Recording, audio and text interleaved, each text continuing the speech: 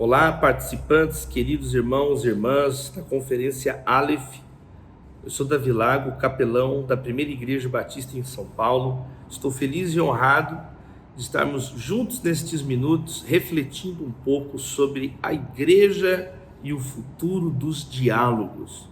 Num momento de severa cacofonia, as pessoas não se entendem, fake news, discurso de ódio.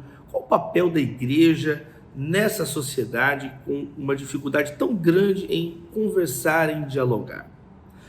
De início, eu proponho aqui uma breve recapitulação do próprio significado de diálogo ou das acepções de diálogo que se firmaram especialmente no último século, no século XX, que influenciaram muito a ideia de missão na igreja cristã. Diálogo, o vocábulo é um vocábulo grego, né? A etimologia dele é muito simples. Dia é através, e logos, palavra, ordem, discurso, racionalidade. Então, diálogo é através da palavra, através do discurso. Significa basicamente conversa, né? O seu significado mais básico de diálogo. É interessante observarmos que é uma conversa independente do número de participantes. Algumas pessoas, às vezes elas pensam que diálogo é somente entre duas pessoas, o que pode ser um equívoco dado a confusão entre dia, que significa através no grego, e di, que é dois. Por isso, inclusive, alguns dos analistas de linguagem contemporâneos, filósofos da linguagem, analistas do discurso, eles propõem até mesmo alguns termos técnicos, alguns neologismos, quando você quer se referir ao número de participantes daquela conversa. Por exemplo, dílogo, trílogo ou polílogo, ou seja, palavras mais específicas que vão mostrar ali se são dois que estão conversando, ou três pessoas, ou vários indivíduos conversando. Agora, vale frisar, diálogo então é independente do número de participantes, uma conversa que não depende exatamente de um número específico de participantes. Ora, no período clássico, diálogo também esteve muito associado com aquilo que nós chamamos hoje de diálogos socráticos, um gênero de discurso filosófico onde diferentes vozes, diferentes indivíduos, personagens na narrativa apresentam pontos de vistas sobre uma determinada questão. E esse gênero ele se desenvolve e gera inclusive influência até os dias de hoje enquanto gênero literário, diálogo enquanto gênero literário. No período moderno nós temos obras que foram construídas, escritas neste gênero, né? A consolação da filosofia, até mesmo no campo científico, quando nós vemos Galileu falando sobre os discursos sobre os sistemas, dois sistemas do mundo. Então, diálogo, não apenas conversa, mas diálogo como um gênero literário. Ainda no período clássico, existe também a ideia de diálogo como disputa de ideias diferentes. E isso tem a ver com a dialética, com a retórica também. Aqui traz o diálogo para um campo de batalha, onde não apenas os personagens estão querendo expor pontos de vista diferentes, mas há uma franca e aberta competição entre esses pontos de vista, de modo a um convencer o outro. Então o diálogo também pode ser levado, foi levado no período clássico para uma questão de disputa. Aliás, no Novo Testamento, o termo diálogo aparece algumas vezes, em Marcos 9:34, por exemplo, várias vezes em Atos dos Apóstolos, do capítulo 17 ao capítulo 24, em Hebreus capítulo 12, Epístola de Judas, verso 9, e todas as vezes que o termo grego diálogo aparece nesses textos do Novo Testamento, nessas passagens neotestamentárias, é em um sentido intercambiável, ora como conversa, ora como disputa, como arrazoado, ora como um mero discurso sem a pressuposição e o interesse, o desejo de convencer os ouvintes. Aparece diálogo nesses contextos aqui no período do Novo Testamento. Ora, por muito tempo, Essas foram as acepções básicas de diálogo: conversa, um gênero discursivo, um gênero de discurso, e também ligado à questão da disputa, de convencer um ao outro. O século XX deu uma guinada, né?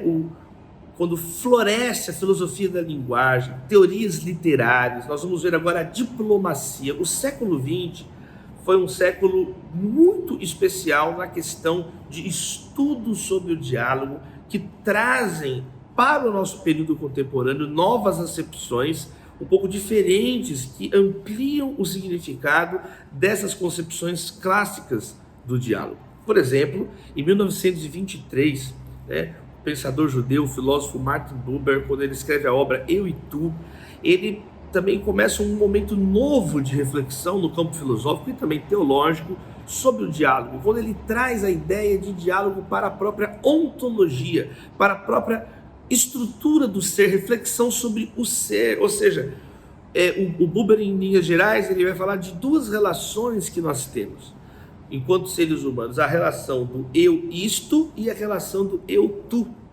O eu-isto é uma relação que o ser humano tem com a coisa, é uma relação monológica, onde simplesmente falo, mas não escuto, diferentemente da relação eu-tu, onde é uma reciprocidade, onde é uma abertura, uma franqueza, uma honestidade e um dialogismo, ou seja, eu falo e escuto, eu escuto e eu falo. E de acordo com o filósofo Martin Buber, essa experiência axiológica da alteridade é o diálogo. Então, o Buber tem um conjunto de reflexões muito importantes que trazem a ideia de diálogo para a própria compreensão da pessoa humana, de quem nós somos.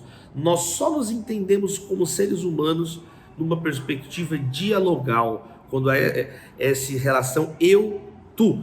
Na teoria literária, uma série de pensadores, por exemplo, de Mikhail Bakhtin, a Júlia Kristeva, vão refletir também profundamente no campo da literatura, no campo dos estudos literários, análise de discurso, filosofias e teorias da linguagem, a questão do dialogismo. Por exemplo, a ideia de que todo discurso se insere numa cadeia ininterrupta de outros discursos. Ou seja, as nossas conversas aqui, por exemplo, neste momento, qualquer fala, qualquer texto que você lê, qualquer discurso que você escuta, ele está no emaranhado de outros discursos. Então, é uma corrente, uma interação viva e intensa em cada discurso, em cada discussão. Então, o leitor, ele nunca é passivo na leitura de um texto, porque ele carrega outros discursos dentro de si.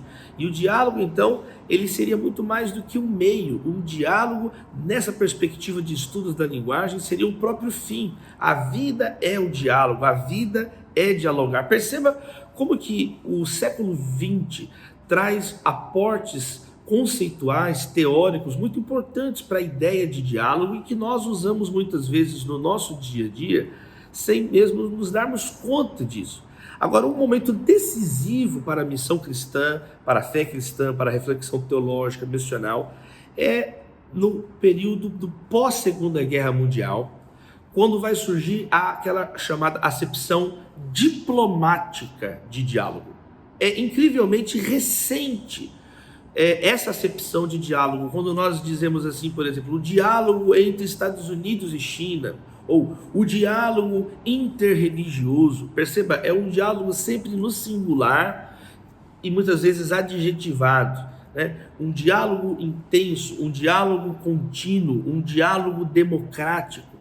Essa ideia diplomática de diálogo se firma nesse período pós-guerra, especialmente já no contexto da Guerra Fria, justamente mobilizando esse vocábulo diálogo para uma tentativa de aproximação respeitosa do outro diferente, de outro país, de outro estado, de outra ideologia política.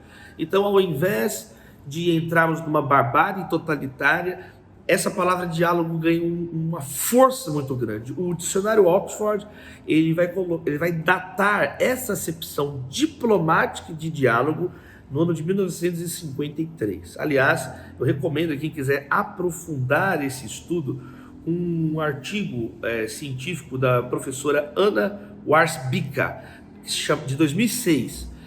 O título é em inglês, mas a tradução seria o conceito de diálogo numa perspectiva cruzada linguística e cultural, né? Cross-linguistic, cross-cultural, uma perspectiva cruzada de linguagem e cultura. Como que o diálogo desenvolveu essa acepção diplomática? Ora, isso tem uma influência direta na reflexão cristã, né? Por exemplo, a Igreja Católica, ela vai começar a colocar essa acepção de diálogo enquanto diplomacia em diversos documentos. Um dos mais importantes é a Declaração Nostra Aetate, sobre a Igreja e as religiões não cristãs, onde o documento do Vaticano afirma de um modo muito categórico que a Igreja Católica buscaria então com prudência e caridade, pelo diálogo e colaboração, dar testemunho às outras religiões. Veja, a Igreja Católica usa agora oficialmente essa acepção de diálogo enquanto diplomacia para se referir ao modo que ela queria se relacionar com outras instituições religiosas. Inclusive o documento faz até uma explicação, um termo especial para a religião judaica, dizendo estabelecer diálogos fraternos com as religiões judaicas, com o judaísmo. O protestantismo não fica atrás. Em 1975, por exemplo, o pastor, querido teólogo John Stott, nas palestras Chavis sobre missões mundiais no Wycliffe Hall em Oxford, ele vai explicar como que o termo diálogo apareceu no documento do ano anterior, né, no Pacto de Lausanne. E o Stott faz então até mesmo uma reflexão sobre o diálogo numa perspectiva protestante, colocando alguns esclarecimentos. Ele faz uma afirmação muito importante nesta palestra. Ele diz: a boa pregação é sempre dialógica, porque engaja as mentes dos ouvintes e fala a eles com relevância, fala a eles com assertividade. Então, Stott está falando que o evangelismo ele é sempre dialógico, porque ele vai encontrar uma mente que pensa, não algo absorto, algo aberto, algo flácido, algo enevoado. Não, é uma mensagem inteligível e que alcança seres humanos que entendem aquela mensagem. Stott chega a destacar 4 características do diálogo enquanto uma tarefa missionária também. Primeiro, ele é uma marca da autenticidade humana. Os seres humanos falam, dialogam. Precisamos até mesmo uns dos outros para aprendermos a própria linguagem. Então é muito bonito que o Stott coloca o diálogo de um modo muito natural, né, na nossa própria vida, enquanto imagem e semelhança de Deus que o ser humano é. É uma marca não só de autenticidade humana, como uma marca de humildade. Quando você tem essa postura dialogal, o Stott afirma, então você baixa a tua guarda e mostra a sua vulnerabilidade diante do outro. Em terceiro lugar, uma questão de integridade, porque o Stott diz que se você está pregando e não tem a menor preocupação com a dor do outro, a tua pregação é inclusive mentirosa, ela não é uma pregação íntegra, é uma pregação até mesmo irresponsável, porque você fala, vai embora sem nenhum amor, sem nenhum afeto. E isso leva ao 4º tipo de característica, que é a sensibilidade. Então, o diálogo também é uma marca de sensibilidade, de um amor que Jesus demonstrava com as pessoas, uma compaixão que Jesus demonstrava com as pessoas, ouvindo seus problemas, perguntando a elas quais eram as suas necessidades, os seus desafios. Então, o Stott fala autenticidade, humildade, integridade, sensibilidade. Essas 4 características, elas estão muito presentes quando nós entendemos o que o diálogo ele realiza, ele efetua na tarefa missionária cristã. Ele encerra, para fechar, o Stott mostra no documento do Pacto de Lausanne dois sentidos, o positivo e o negativo então de diálogo. Ele resume assim: o sentido negativo de diálogo para o missionário cristão seria então a ideia do sincretismo. Não, eu tenho só que dialogar e não tenho que anunciar, uma espécie de diálogo que abafa o anúncio, o querigma. Não, eu não posso pregar nada, eu tenho só que respeitar o que os outros falam sobre Deus, e isso é algo demoníaco, isso é algo antibíblico, algo pecaminoso, algo maligno, que desmobiliza a tarefa missionária da igreja, que foi tão claramente posta por Jesus, ordenada pelo Senhor Jesus à igreja. O Stott vai dizer então que o diálogo não pode nunca significar, então, sincretismo ou anulação do querigma. Então, resta-nos o diálogo nesse aspecto positivo, diálogo como sensibilidade, diálogo como amor, diálogo como essa calma e essa responsabilidade em amar o outro, em ouvir a demanda do outro e o desafio do outro. Em 1992, agora voltando para o catolicismo, tem um documento também do Papa João Paulo II chamado Diálogo e Anúncio, onde a Igreja Católica vai colocar algo muito parecido com isso que o Stott colocou em 1975 nessas palestras no Wycliffe Hall, na Universidade de Oxford. Então, como conclusão, nós percebemos, dessa questão do conceito de diálogo, que o conceito de diálogo ele expandiu significativamente no século passado.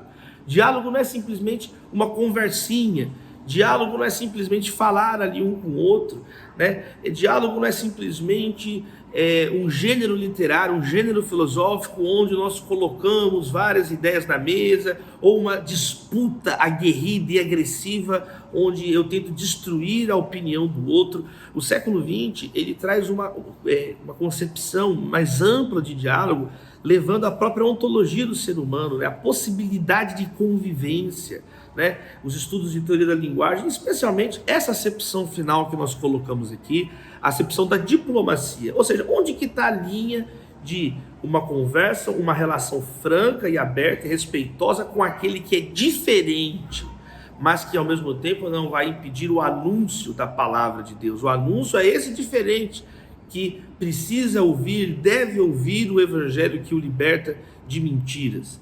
Então, a igreja cristã, na última parte do século XX, ela tem então essa tarefa de entender o que essa acepção de diálogo ela significaria para a tarefa missionária. Isso foi muito bem colocado aqui. Eu tentei dar 2 exemplos, a palestra do John Stott e o documento Diálogo e Anúncio pelo lado da Igreja Católica.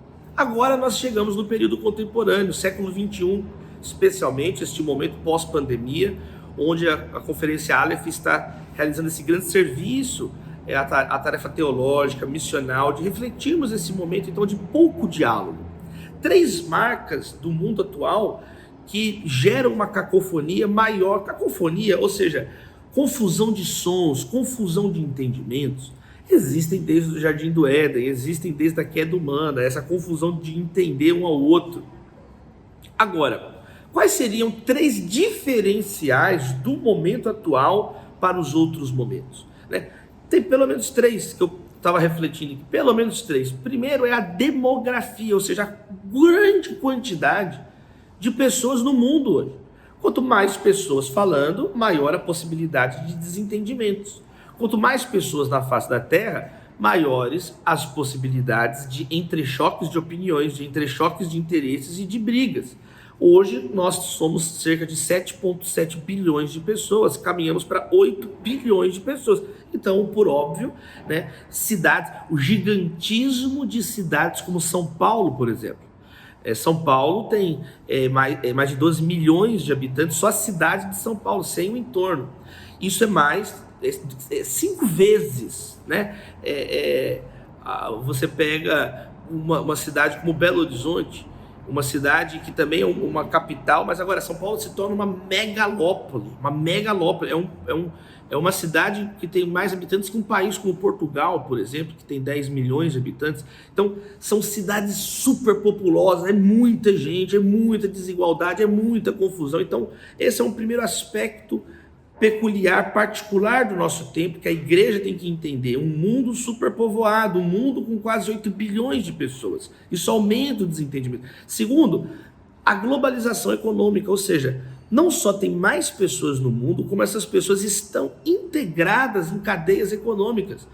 O mercado deixou de ser um evento, se tornou um lugar. Depois o mercado não é apenas um evento e um lugar, o mercado passa a impregnar toda a realidade social no período moderno. E todos nós estamos então envoltos nessas cadeias mercantis. A pandemia escancarou isso. Veja só o fechamento de fronteiras, quantas famílias perderam toda a sua renda, quantas empresas fecharam porque dependem de insumos de outras nações. Então o mundo não só tem mais pessoas, como o mundo está mais integrado cultural e economicamente, e essa integração maior gera mais entrechoque de ideias e de pessoas. E por fim, a tecnologia, ela possibilita uma maior velocidade nas interações. Não são apenas cartas que demoram dias, meses para chegar, anos para chegar em outro local, a pé, a cavalo, mas o telefone, os e-mails, as plataformas agora de videoconferência em tempo real. Então, não só tem mais gente, essas pessoas estão mais integradas, como a velocidade dessas interações são acentuadas, foram aceleradas.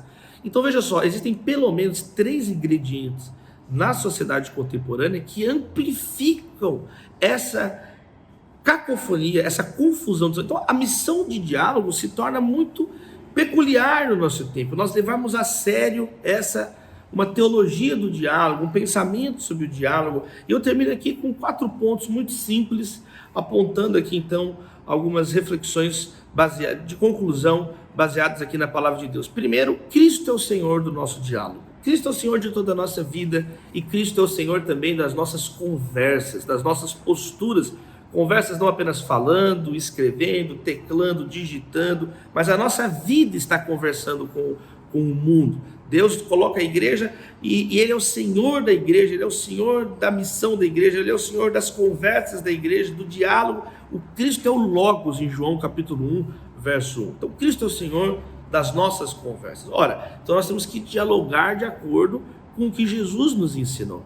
E aí, então, em segundo lugar, nós vamos dialogar. Então, primeiro, Cristo é o Senhor do diálogo. Segundo, vamos dialogar com Deus. Cristo orava, Cristo conversava com o Pai, Cristo nos ensinou a orar ao Pai Nosso. Então a igreja, antes de conversar com o mundo, tem que conversar com Deus. Aliás, essa é uma das frases marcantes de Agostinho de Hipona, né? Na obra sobre a doutrina cristã, ele diz que o pregador, antes de ser um orador, ele tem que ser orante. Ele tem que se colocar diante de Deus e orar. Mateus 6, verso 12, orar pelos relacionamentos, orar por pacificação entre nós, orarmos pelos nossos irmãos. Quando falamos com Deus, falamos também dos nossos irmãos. Tiago, capítulo 5, verso 16. Quando falamos com Deus, falamos também com Deus sobre os nossos perseguidores, os adversários. Mateus 5, verso 44, Jesus falou: orem por quem vos perseguem. Agora, é diante de Deus, conversar com Deus, antes de brigar com o adversário, antes de falar mal do outro, antes falar com Deus sobre os nossos relacionamentos, colocar diante de Deus. Nesse momento de diálogo com Deus, a igreja percebe o real valor das coisas secundárias. A igreja percebe como que outras coisas são menos importantes.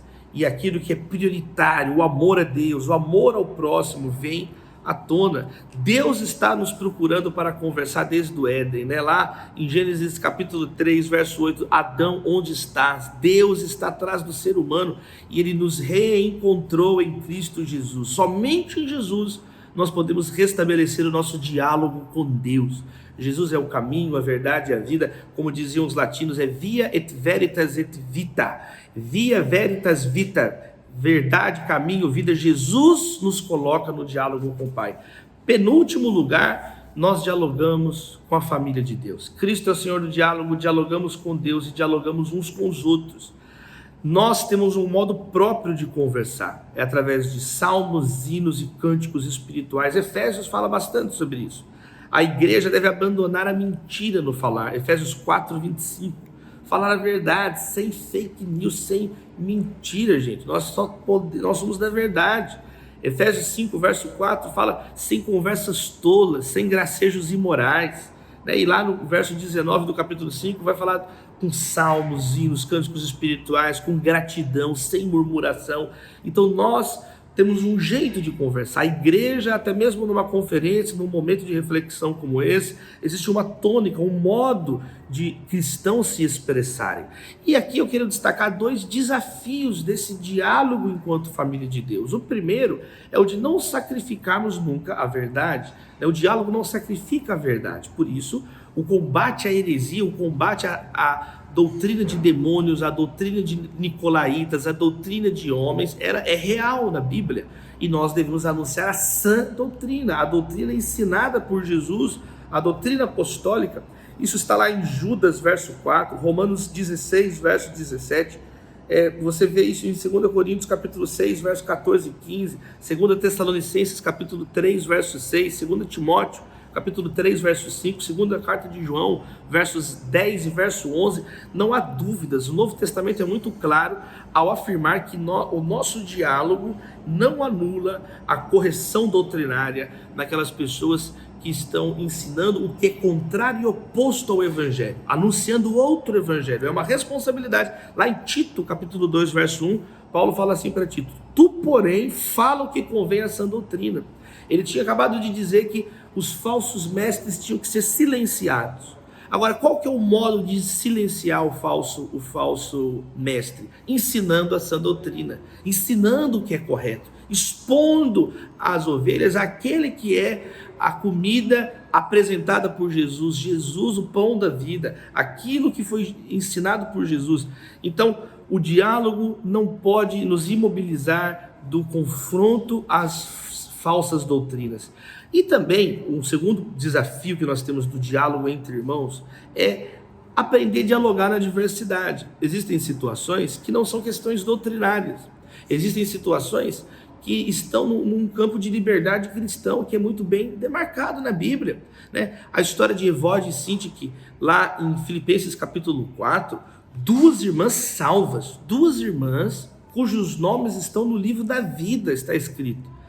E essas irmãs estavam se desentendendo, então o apóstolo Paulo, ele roga, ele implora, junto com o irmão Clemente, olha o nome do irmão, Clemente, porque eles têm que estar em harmonia e cooperação no reino de Deus.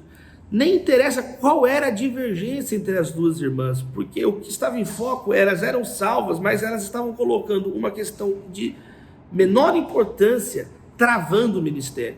E isso era algo inadequado, algo não compatível com a maturidade que se esperava dessas duas irmãs. Então, aprendemos a dialogar na diversidade, né? Sem rivalidades estúpidas, como diz lá em 1 Coríntios capítulo 3, né? O Harvey Cox, ele diz algo interessante sobre Caim e Abel, né? Que Caim, ele mata Abel, e é uma disputa intra-religiosa, né? Os dois estavam ali adorando o mesmo Deus, quer dizer, ele faz uma paráfrase, assim, uma comparação, como se fosse da mesma religião, mas Caim matou o outro. Então muitas vezes estamos no campo da mesma doutrina, das mesmas convicções, e ainda assim uma incapacidade de conversar, uma incapacidade dialogal, que seja restaurado, né, em nós aquela graça que tinha ali com o apóstolo Paulo. Quando a gente lê Atos 17, ele falava na sinagoga com de fala hebraica e com de fala grega. Isso tinha sido uma causa de divisão em Atos 6, né? As viúvas de fala grega preteridas na distribuição de alimentos, e Paulo era alguém habilitado a falar nas diferentes línguas da sinagoga. Então é muito importante nós aprendermos a dialogar na diversidade santa, diversidade dentro dos critérios que a Bíblia ela estabelece. E por último lugar, dialogarmos com o mundo, dialogarmos com os de fora da família de Deus. E aí vem essa questão do diálogo e do anúncio. O diálogo enquanto essa sensibilidade, diálogo enquanto um amor às pessoas, mas o anúncio do querigma, não só com palavras, a nossa vida anunciando, né? O evangelho, ele tem que ser anunciado porque ele é a verdade. Então nós só podemos anunciar e consertar o que está errado baseado no diagnóstico do que está errado. Como você vai ter uma solução se você não leva a sério o problema? Então o evangelho é uma mensagem inteligível. E nós precisamos aliar a inteligibilidade do querigma com a tangibilidade da diaconia, tocando as pessoas, amando as pessoas. Então essa é a igreja dialogal. Ela vai anunciar a palavra de Deus, mas ela vai viver a palavra de Deus. Então isso é maravilhoso. Tiago capítulo 1, verso 19. Uma igreja pronta a ouvir, tardia em falar, menos ansiosa, menos precipitada, né? Se posicionando com amor, falando coisa com coisa. Colossenses 4, verso 5 e verso 6, né? Falar temperado com sal, o seu falar com os de fora seja temperado com sal, aproveitarmos as oportunidades com os de fora. Que Deus abençoe e que possamos vivenciar 1 Pedro 3, verso 16, né? Uma igreja que testemunha apologeticamente, mas sempre com mansidão, respeito e uma boa consciência diante de Deus e diante dos homens. Deus abençoe.